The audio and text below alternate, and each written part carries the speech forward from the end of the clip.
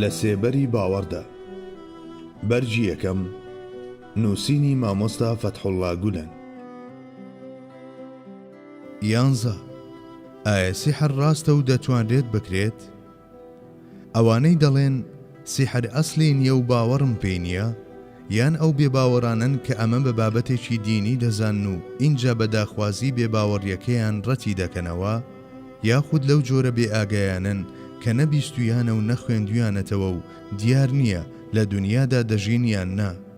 جارێکیان لە مزگەوتدا کەسێک تەمەنی 50 ساڵی تێپەڕاند بوو، پێی وتم من هەتا ساڵی پاریش باوەڕم بە شتێکی وەک سیحر نەبوو. هەتا یەکێک لە خزمەکانم تووشی شێتی بوو، کاتێک فێی دێدەهات ئەڕەش هەڵدەگەڕا و چاوی لە جێگایەک دەبڕی.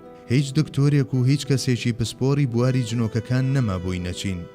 لە دوایین جێگا کە بۆی چوین، کەسێک کە سەرقاڵی ئەو جۆرە کارانە بوو هەندێک دوعای بەسەردا خوێند و چەند شتێکی تریشی کرد. لە کاتی گەڕانەوەدا لە ناو ئۆتۆمبیلەکەدا خزمەکەمان بە دەنگێکی زۆر ئاسایی وتی من لەکوێم؟ چیم بەسەر هاتووە؟ زۆرم بەلاوە سەیر بوو. دوای ئەوە باوەڕم کرد کە سیحر ڕاستە و هەیە. یەکەم و پێش لە هەر شت، قورئانی پیرۆز باز لە سیحرێک دەکات کە دەتوانێت نێوانی ژن و مێرد تێک بدات و هەروەها بە دوور و درێژی ڕووداوی سیحرەکانی سەردەمی حەزرەتی موسا و سولەیمان دەجێڕێتەوە. دووهەم، جوولەکەیەک سیحر لە پێغەمبەرمان دەکات. پێغەمبەری خوا صلی الله علیه وسلم بە کاریگەری سیحرەکە بێتاقەت دەبێت و نەخۆش دەکەوێت. بە یارمەتی ئاماژەی فریشتەکان کەرەستەی سیحرەکە لەو بیرە دەردەهێنرێت کە تێی هاوێژرا بوو. سوورەتی ئەلفەلەق و ئەلناسی بەسەردا دەخوێنرێت و پێغەمبەری خوا صلی الله علیه وسلم چاک دەبێتەوە. سێهەم، لەم ڕووەوە ئەوەندە ڕوودا و نمونە لە ژیانی ڕۆژانەی خەڵکیدا ڕوویان داوە کە ئەگەر تەنها ئەزمموی کەسی خۆم بجێرمەوە 20 تا 30 لاپەڕەی دەوێت.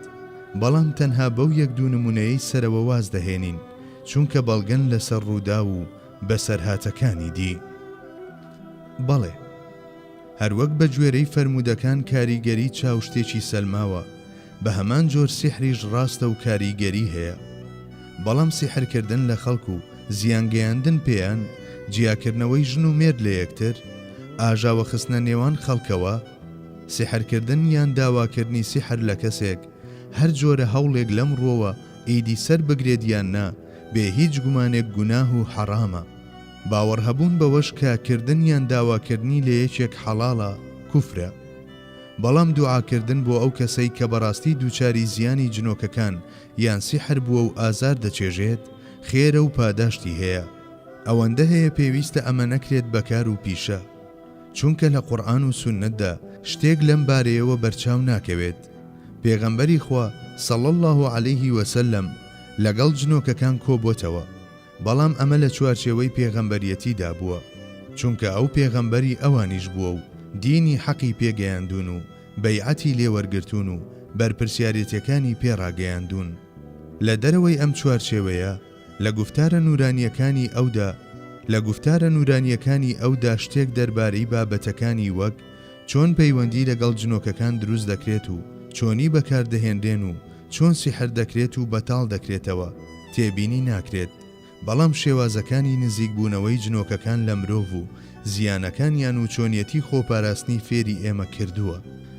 هەرچەندە شتێکی باش نییە ئومەت بە شێوەیەکی گشتی خۆیان سەرقاڵی ئەم جۆرە کارانە بکەن، بەڵام پێدەچێت هیچ کێشەیەک لەوەدا نەبێ ئەو کەسانەی کە خاوەنی هێز و توانایەکی ڕۆحین و چاویان بەڕووی مانادا کراوەتەوە جنۆکەکان بە ئاراستەی خێر و چاکەدا بەکار بهێنن.